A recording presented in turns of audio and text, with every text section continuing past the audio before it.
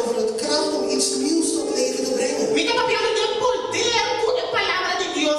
Ik heb het over de kracht die in het woord van God zit. Dat wanneer het weer klinkt, dat wanneer het woord van God klinkt, dat niks meer hetzelfde zal blijven.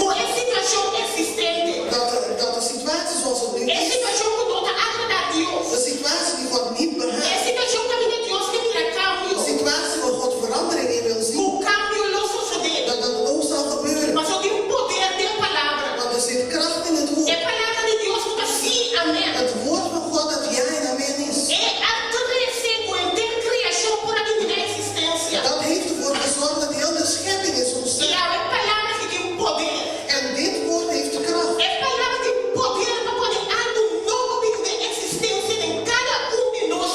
En dit woord heeft kracht om iets nieuws te doen ontstaan in ons eigen leven. En de Heilige Geest van God zegt vandaag dat je niet hetzelfde zult blijven.